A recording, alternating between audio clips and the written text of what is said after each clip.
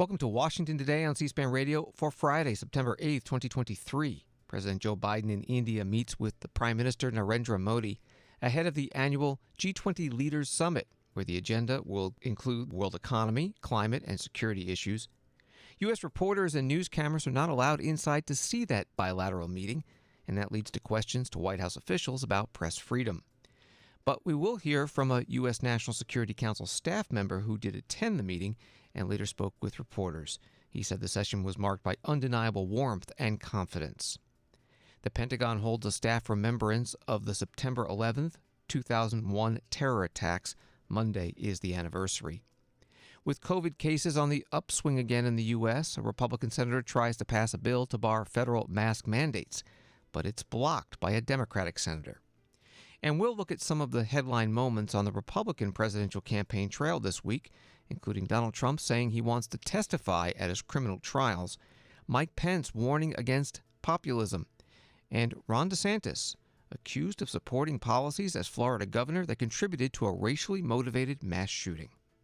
And now to the Group of 20, or G20 summit in India, gathering of the most industrialized countries in the world. Before President Biden touched down, U.S. Treasury Secretary Janet Yellen was there.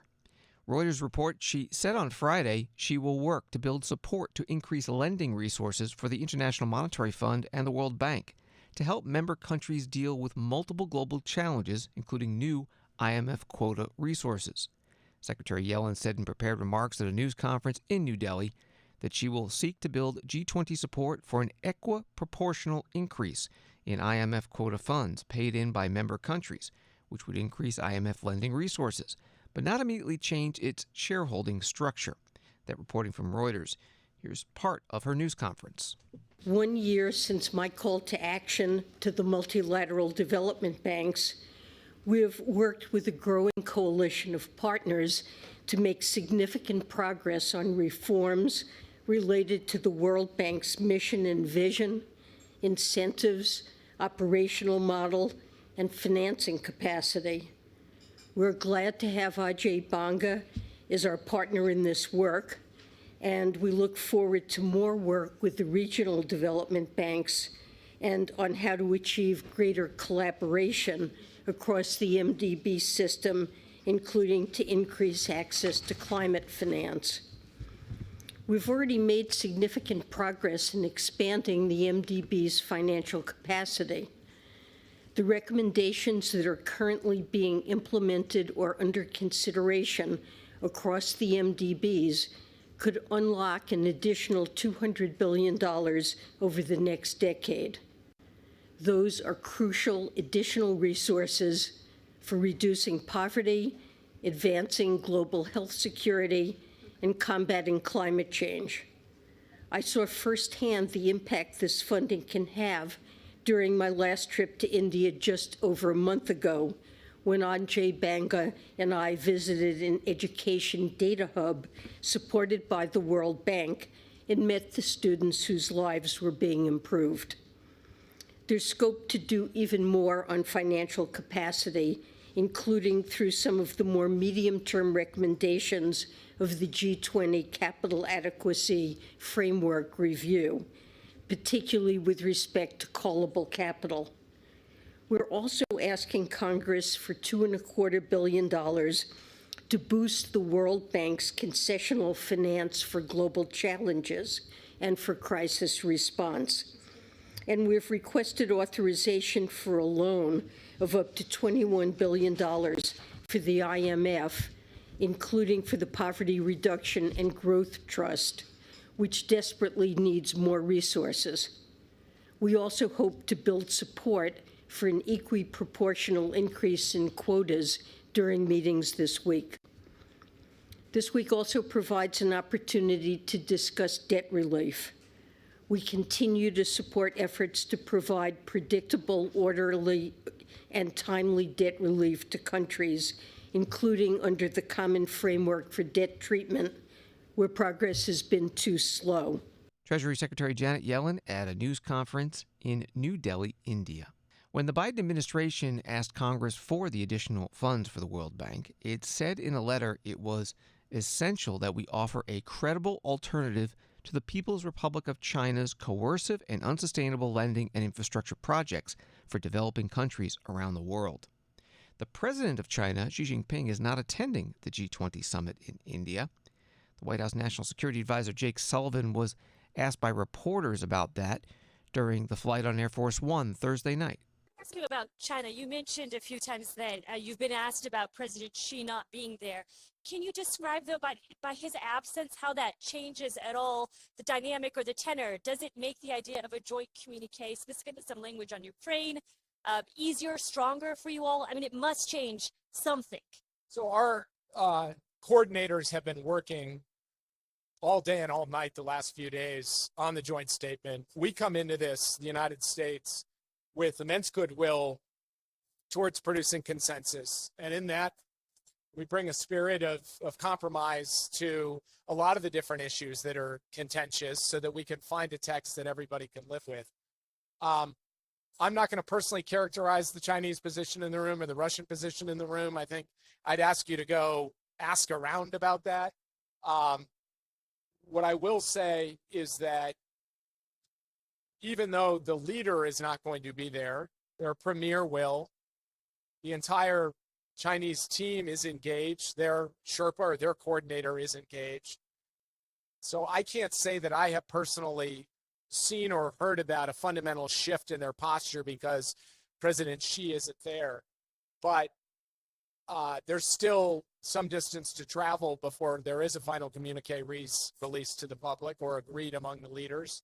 And we'll have to see what happens. One quick follow on President Xi. Is it correct? I just want to confirm there were no meetings or calls that we are unaware of, that Biden and Xi have not spoken over the phone in any way since last year's G20. Is that correct? Well, we've had a number of meetings without pool sprays between President Xi and President. No, I just checking for a second. I was like, well. I can confirm they have not Communication since fall. White House National Security Advisor Jake Sullivan on Air Force One with reporters Thursday night on the first leg of the overseas trip with President Biden from Washington, D.C. to Germany. That joking at the end about secret meetings between President Biden and President Xi was a reference to an earlier exchange in this news conference concerning the fact that reporters were not going to be allowed at the bilateral meeting between President Biden and the Indian Prime Minister Narendra Modi. And later in the Air Force One news conference, the White House Press Secretary Karine Jean-Pierre emphasized that there were multiple requests from the Biden administration for more press access. After you just itemized all these very senior people explaining how important this is to this administration, what does it say? Like that, there isn't a ton of access. Is the president concerned that after all his most senior people are raising concerns about this, the Indians just don't seem to care? I'm going to be really fair. We have seen this before in these summits. Let's be very clear here. This is not an unusual thing. This happens. We kind of have these conversations with many other summits. I think you guys know this very well. So this is not unusual. I'm just going to kind of refer to what Jake laid out and let the national security speak to those pieces. But look, my job is, and what I'm trying to do is to share with you and all of you that we have been very much all hands on deck and trying to make this happen. And I know some of you know that personally, how much we have worked to make sure that the press gets access to what the president is doing. And he believes, obviously we work on behalf of the president, he believes it's incredibly important. As I just stated at the top, the free press is the pillar of our democracy. We believe that wholeheartedly. And you've heard that from the president. You've heard. And I'm just getting at it. We're obviously frustrated. Does it frustrate the president? I mean, look, the president believes the free press is a pillar of our democracy. Obviously, yes. I just listed 1, 2, 3, 4, 5, 6, 7, right? 7 senior people that you all know, the names, who have been out there the past couple of days dealing with their counterparts. And not even including the folks on the ground as part of the G20 Sherpa. So yes, of course, we are all trying to do our best at the behest of the president, right, to get this done. And so we're going to keep working on it. White House Press Secretary Karine Jean-Pierre with reporters on Air Force One Thursday night.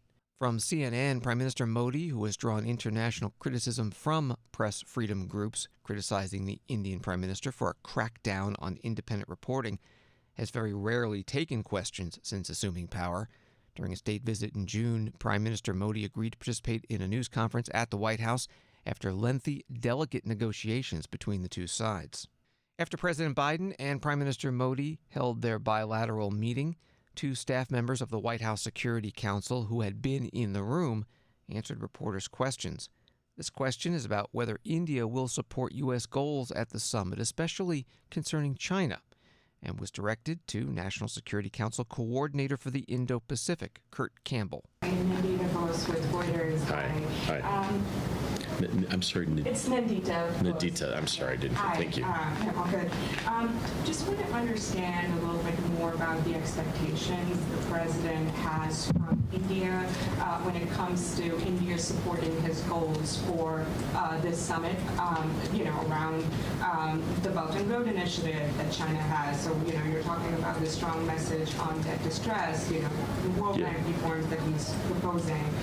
What sort of a role does President Biden want India to play when it comes to supporting his specific ideas for the G20 summit? So, I mean, look, there are so many, and I don't want to get ahead of our team, but I think, as you know, we're in the process of discussing some important reforms for international financial institutions, multilateral development banks. Those deliberations have been of critical importance with India, particularly around mechanisms dealing with debt. Many of the countries in their backyard have experienced deep debt problems with China, and they have worked with us constructively on those issues. I think it is fair to say that after some years of challenges on climate, as was asked, we are seeing now, in many respects, a takeoff in India with respect to investment in renewables and the like, and we'll be talking about that, and also transition fuels. I think that India is determined and purposeful in insisting that issues of concern in the South, in the global South, are recognized in these deliberations, and they carry that responsibility very seriously. And so I think there will be an attempt to sort of work towards some issues on food security. Again, I would rather leave that for the next couple of days, but I would say that what we have seen, like we saw in Bali, is that the level of ambition that we're seeing among not only the elite, kind of more advanced industrialized democracy, but also India, is encouraging and important. And it's not that long ago that in many multilateral forums, you could count on the United States and India to be at loggerheads. But increasingly in venues like the G20 and IPEF and the Quad, we are working in much closer partnership, not just in a bilateral context, but multilateral, whether it's on vaccines or maritime domain awareness or investment in infrastructure. So I think look, I don't want to raise expectations too high, but look, there are ambitions here to get stuff done. And I will say what we're also, quietly working on is this corridor, and there'll be more to say there, but I will say in the meeting, this was something that the president, designed, helped think how to put this together. India, the strongest champion, wants this done, working behind the scenes with our partners in the Middle East to try to conclude what will be, frankly, an almost earth-shaking corridor that will link India and South Asia to Europe in fundamental ways and through the Middle East. I'm just giving you where we are. I don't look. We're meant to set the scene for you for the next couple of days. Those are not concluded. We're in the middle of it. I think the important thing for you to hear here in that bilateral meeting, the strongest supporter of this initiative is India. And what we are finding increasingly at the Quad, at the G20, is that in many issues where in the past it was almost a knee-jerk reaction from India, almost to resist. Now on many issues, from debt to space to technology, it's how we can work more constructively together. National Security Council Coordinator for the Indo-Pacific, Kirk Campbell, in an audio-only press conference today in New Delhi, India, after the one-on-one meeting between President Biden and Indian Prime Minister Modi. G20 summit in India gets underway on Saturday. This is Washington Today. At the Pentagon, a September 11th attack staff memorial observance. Monday is the anniversary of the hijacked airplane terror attacks of September 11th, 2001, at the Pentagon, in New York City, and in the field in Pennsylvania. Deputy Defense Secretary Kathleen Hicks among the speakers today. She was working in the office of the Secretary of Defense in 2001. In the year that followed 9/11, more than 254,000 Americans with no prior military experience enlisted in the military. Many of those said that they had never even considered military service, that they were motivated by what had happened on 9/11 and its aftermath. They had come to understand that military service represented something larger than themselves, and that's something that they wanted to be a part of.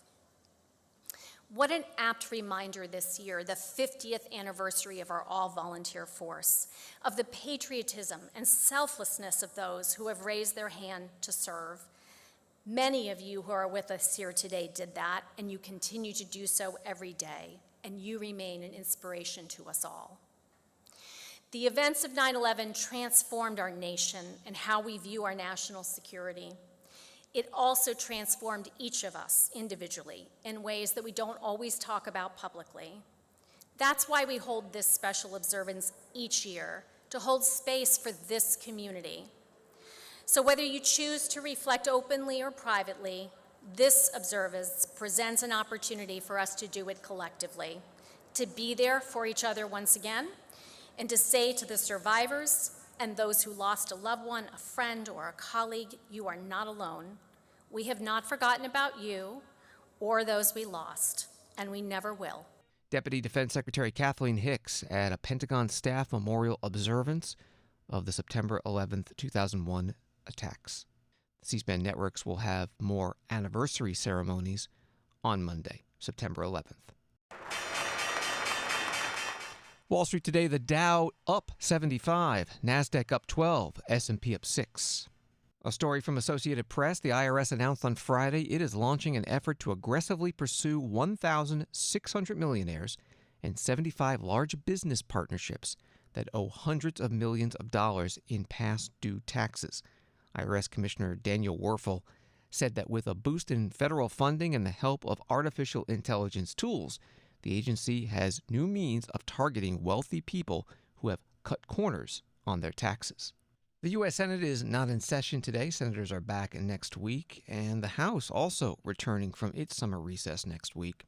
TheHill.com has an article that Senator J.D. Vance, Republican from Ohio, and Ed Markey, Democrat from Massachusetts, clashed on the Senate floor Thursday, debating Senator Vance's proposed bill to ban future mask mandates for COVID-19. Senator Vance's bill would prevent the federal government from enforcing mask mandates in places like airplanes, where they were once in place during the height of the pandemic. The article continues that COVID cases are on the rise in the U.S., with some of the rise being somewhat expected, given fall and winter tend to be seasons where cases of respiratory illnesses climb. The number of hospitalizations and deaths from COVID has risen by double-digit percentages in recent weeks, according to the Centers for Disease Control and Prevention. That reporting from the Hill newspaper. This is Senator Vance on the Senate floor Thursday. All of us have lived through the failed experiment of mass mandatory masking. Today, I want to ensure that we do not subject the American people to this tyranny again for the sake of nothing. We've recently seen a seasonal uptick of COVID cases across the country. This is not something to worry about. I don't like this fact, but COVID is here to stay. Seasonal upticks in a respiratory virus are exactly to be expected. They shouldn't cause panic from our leadership or from our country, and they shouldn't cause us to reimpose a policy that has failed time and time again. Many are now calling to bring back mask mandates and regulate social gatherings. I've heard some of my friends on the opposite side of the aisle say that no one is trying to do this, but let's just recapture and summarize the last couple of weeks. In August, Lionsgate Studio asked its employees to wear masks at their filming facility. Last week, Kaiser Permanente reimposed the requirement for staff and visitors to wear masks at its Santa Rosa, California facility. Schools such as Morris Brown College in Atlanta and even local public schools here in the D.C. area have reimposed mask mandates. Now, it's not just that masks, according to randomized controlled studies, do no good. It's that they can actively cause harm. We know that a generation of school children have suffered significant speech and developmental disabilities because this country panicked instead of using its brain and forced toddlers and small children to wear masks. We cannot return to the failed policies of the COVID pandemic. I'm not mad that we screwed up. I made mistakes. Many people in this body made mistakes. What I do think that we should avoid is repeating the mistakes in 2023. Let's learn from the mistakes that we made instead of just doubling down on them. This policy does not set anything for an unlimited period of time. It says that for the next 15 months, the government can't force you to wear a mask on planes, on public transit, or in public schools. Taxpayer dollars cannot be used to force and enforce a mandate against our people. It's not setting a policy that we cannot deal with pandemics in the future. If something else comes, God forbid, then let this body deal with it at this time. But now let's learn the message, let's heed the message from the American people, and let's learn the lessons of the past couple of years. Mandatory masking was a failure. It had costs for very little benefits, and we shouldn't repeat it. Senator J.D. Vance on the Senate floor on Thursday before he asked unanimous consent to pass his bill. Senator Ed Markey, Democrat from Massachusetts, objected and explained why. This bill would undermine the ability of states, of cities, and towns across this country to make decisions about what's best for their communities. It would silence and hamstring public health experts who have guided our nation out of the darkest days of a pandemic that has killed 1,139,000 people in our country in 3 years. Let me repeat that. This disease has killed 1,139,000 people already. And doctors, experts are saying that COVID is coming back. It's on the rise once again. This provision would violate a long-held belief in the Republican Party that states and localities should not be told what to do by a federal government removed from the realities that they're seeing on the ground in their neighborhoods. This bill is little more than an attempt by Republicans to dismantle a public health infrastructure that had to be built in order to deal with this greatest of pandemics since 1918. What public health experts and the medical professionals are talking about is an upcoming COVID and flu and RSV season and preparing for it. These healthcare heroes are the same ones who risk their lives to save lives. And we should continue to protect that right to make decisions on the health of their patients, of their communities. And that's what locally focused healthcare is all about. Senator Ed Markey on the Senate floor on Thursday objecting to passing Senator J.D. Vance's bill by unanimous consent.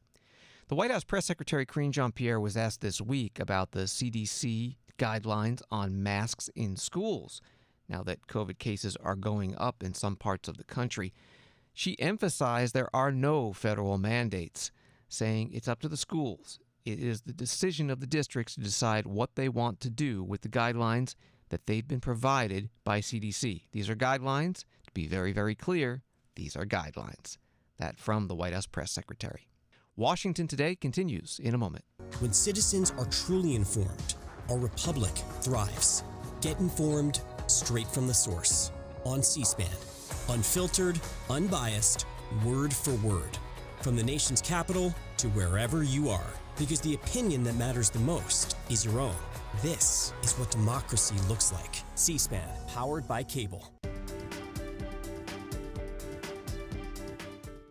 Welcome back to Washington Today, available as a podcast wherever you find your podcast and on the C-SPAN Now mobile app. A few more headlines. Supreme Court Justice Samuel Alito has put out a public statement saying he will not recuse himself from an upcoming case, as Senator Dick Durbin, Democrat from Illinois, said he should, because one of the attorneys in the matter interviewed the justice twice for articles that appeared on the Wall Street Journal editorial page. Justice Alito writing, "The case in which he is involved was never mentioned, nor did we discuss any issue in that case, either directly or indirectly. His involvement in the case was disclosed in the second article, and therefore readers could take that into account." And former House Speaker Nancy Pelosi, Democrat from California, says she will seek a 20th term in the U.S. House of Representatives in 2024. She posted, "Now more than ever, our city needs us to advance San Francisco values and further our recovery. Our country needs America to show the world that our flag is still there, with liberty and justice for all. That is why I'm running for re-election and respectfully ask for your vote." Nancy Pelosi is 83 years old. From Associated Press, the special grand jury investigating efforts by Donald Trump and others to overturn Georgia's 2020 election results recommended indictments against twice as many people as the 19 prosecutors ultimately charged, leaving South Carolina Senator Lindsey Graham among those not indicted. The grand juror's lengthy report released Friday showed they recommended charges against 39 people, including Senator Graham, former U.S. Senators Kelly Loeffler and David Perdue of Georgia, and former Trump National Security Advisor Michael Flynn. The report, released at the request of the special grand jury, provides insight into one of the most expansive investigations into Donald Trump, who is facing multiple federal indictments along with unrelated state charges in New York City. That from Associated Press.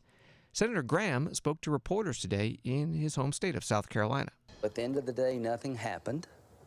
What I did was consistent with my job as being a United States Senator, chairman of the Judiciary Committee, but it was just not me. 3 United States Senators were opening up Pandora's box. I think the system in this country is getting off the rails, and we have to be careful not to use the legal system as a political tool. Senator Lindsey Graham, Republican of South Carolina, in South Carolina today, responding to the release of the special grand jury investigative report out of Fulton County, Georgia. Donald Trump, one of those indicted in Georgia, and a Republican presidential candidate, said this week he wants to testify in his trials. He was interviewed Wednesday by radio host Hugh Hewitt. Did you tell anyone to move the boxes I don't talk about anything. You know why? Because I'm allowed to do whatever I want. I come under the Presidential Records Act. I'm not telling you, every time I talk to you, I have a breaking story. You don't have any story. I come under the Presidential Records Act. I'm allowed to do everything I did. If you have to go to trial, will you testify in your own defense? Oh, yes, absolutely. You'll take the stand. That I look forward to, because that's just like Russia. That's all the fake information from Russia. Remember when the dossier came out and everyone said, "Oh, that's so terrible, and then it turned out to be it was a political report put out by Hillary Clinton and the DNC. They paid millions for it. They gave it to Christopher Steele. They paid millions and millions of dollars for it, and it was all fake. No, I think that obstruction charge is going to get the trial, Mr. President. I think that. I'll testify. Okay, if you do, and they ask you on the stand, did you order anyone to move boxes? How will you answer? I'm not answering that question for you, but I'm totally covered under the law. Okay. If you read the Presidential Records Act, just read it. You take a look at it. I'm totally covered under the law. It's a civil act. It's civil. Now, Biden had no civil act. The things he did are criminal. But he doesn't have a deranged person on his case. They gave me deranged Jack Smith. Former President Donald Trump, Republican presidential candidate, on the Hugh Hewitt radio program on Wednesday.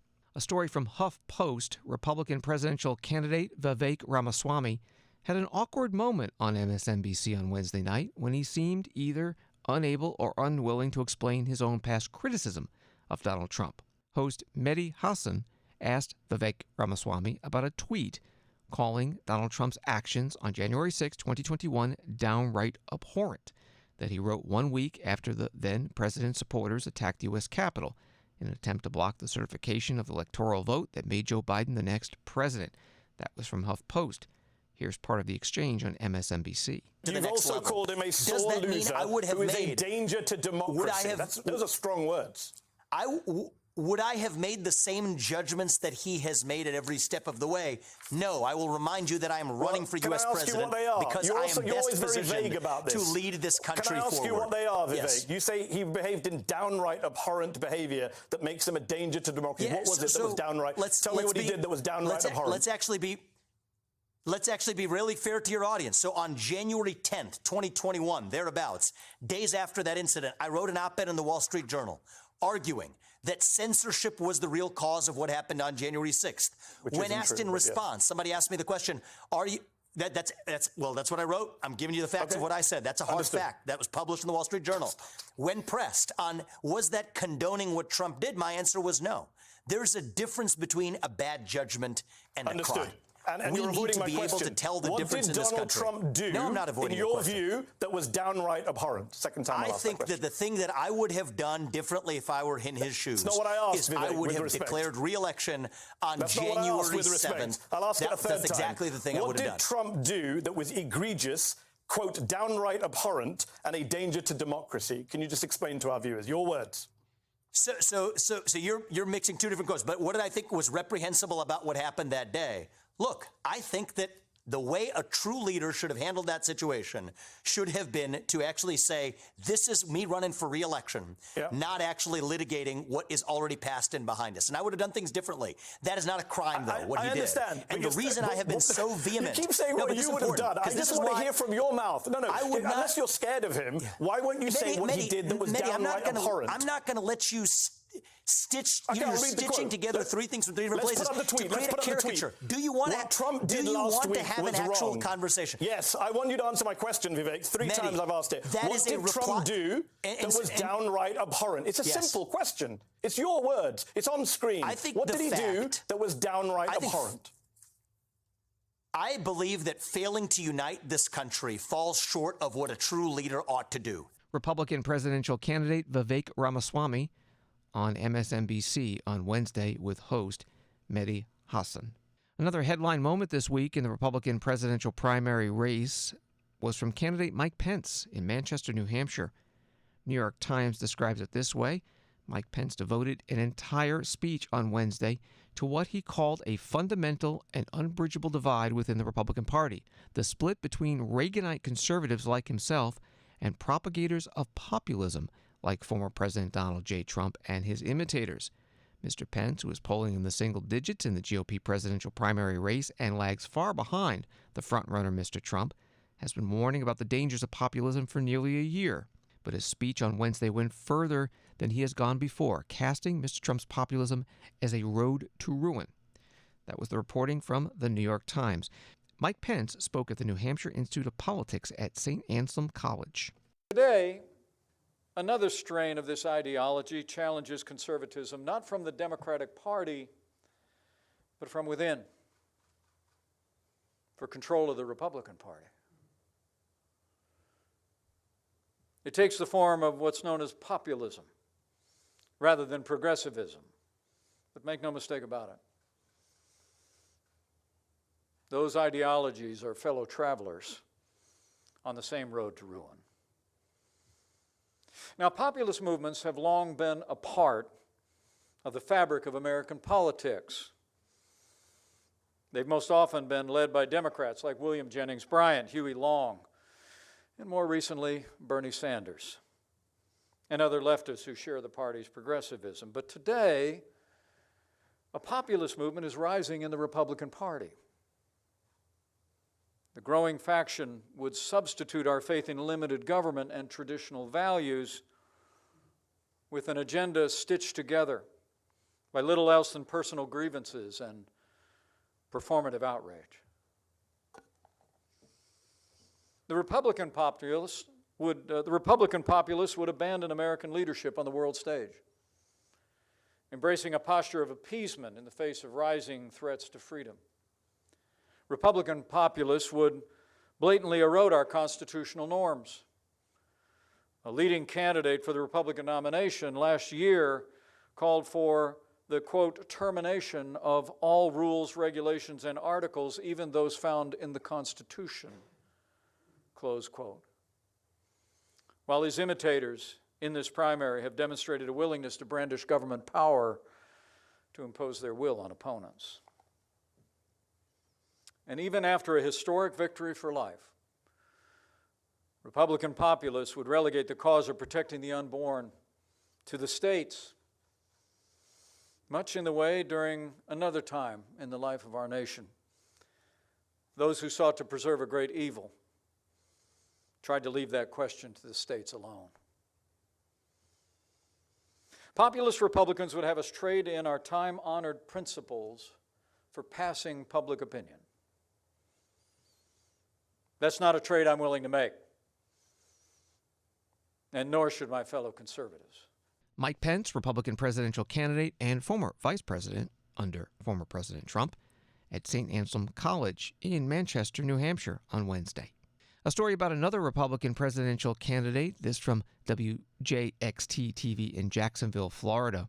It reads, a Governor Ron DeSantis news conference in Jacksonville turned heated Thursday morning after a black man in the crowd said the Florida governor's policies contributed to the racist murder of 3 black residents in Jacksonville last month. During the question and answer portion of the news conference held on Jacksonville's south side, a black man who was not a member of the media and identified himself as an Air Force veteran said he is one of the Americans who does not agree with Governor DeSantis' policies. We have allowed weapons to go to the street and immature, hateful people that have caused the deaths of the people who were murdered a couple weeks ago. Trayvon Martin was not the first. So first of all, I did not allow anything with that. Well, listen, excuse me. I'm not going to let you accuse me of committing criminal activity. I am not going to take that. I am not going to take that. So you want to have a civil conversation, that's one thing. Try to say that I'm letting, that guy was Baker acting. He should have been ruled ineligible, but they didn't involuntarily commit him, and so they weren't. No, there is the truth. There is something about the truth. It's not everyone doesn't have their own truth. No. You don't get to come here and blame me for some madman. That is not appropriate, and I'm not going to accept it. You have allowed people to hunt people like me. Oh, that is nonsense. That is such nonsense. We've done more to support law enforcement in this state than anybody throughout the United States. Our crime rate in Florida is at a 50-year low. We have enacted policies so that people have a chance to live in safety. We have attracted people to come to this state in large part because we've had a commitment to public safety. So the notion that somehow we're not supportive of safety is absurd. And we've put our money where our mouth is. We've put support behind policies to hold people accountable who hurt other people. You haven't seen us releasing people from prison. When they hurt, when you do the crime, you do the time. Florida Governor Ron DeSantis, a Republican presidential candidate, at a news conference in Jacksonville, Florida on Thursday. A CNN poll this week found that Democratic President Joe Biden is statistically tied in head-to-head matchups with all the Republican presidential hopefuls, except one. Nikki Haley, former South Carolina governor, beats Joe Biden in the CNN poll 49% to 43%. On Wednesday, Nikki Haley took part in a town hall meeting hosted by Moms for Liberty. It was held in Manchester, New Hampshire. The group's co-founder, Tiffany Justice, asked the candidate to sign their pledge. We have a saying at Moms for Liberty, we do not co-parent with the government. A message to President Biden, if he's listening, we do not co-parent with the government, sir. And it's time for parents to stand up and push back. One of the things that we've asked candidates and elected officials to do is sign something called the Parent Pledge. And I brought one with me today. This is it, if you'd like to see it. So if you know someone running for office, you can go to our website. You can download this. They can sign it. And if you send it in, we'll list that on the website so you can go and see has your elected official or candidate sign this pledge. And again, I'm just going to read it to you for a second before you sign it. So what we say is, what we're asking you to pledge is to honor the fundamental rights of parents, including but not limited to the right to direct the education, medical care, and moral upbringing of their children. Seems pretty simple, right? I pledge to advance policies that strengthen parental involvement in decision-making, increase transparency, defend against government overreach, and secure parental rights at all levels of government. And we would just love if you would sign the Parent Pledge for us. Absolutely, I will sign it. Thank you. But I want to say this, too. This is not a Republican or Democrat issue. Every parent, regardless of their education, regardless of where they're from, knows what's best for their child. I trust every parent. When you give birth, or you're the spouse that have been with the woman that's given birth, you know all of that process. When that happens, we have it ingrained in us what we need to do to protect that child. And so I trust every parent. I don't think government needs to judge every parent. I don't think that this should be Republican or Democrat. And the reason why I bring that up is Joe Biden just attacked me, saying that I was being a MAGA extremist for doing an event with Moms for Liberty. And if Joe Biden thinks I'm being a MAGA extremist for being a mom for liberty, then count me as one of them. Because we have to be extreme when it comes to our kids. Republican presidential candidate Nikki Haley with Moms for Liberty co-founder Tiffany Justice at a town hall meeting in Manchester, New Hampshire on Wednesday. cspan.org/campaign is C-SPAN's online campaign coverage headquarters. We have events for 16 candidates. 12 Republicans, 3 Democrats, and 1 running on the Green Party ticket. That's cspan.org/campaign. And thanks for listening to Washington Today. To get the stories making headlines in Washington emailed to you every day, sign up for C-SPAN's evening newsletter, word for word, at cspan.org/connect. Have a good night and weekend.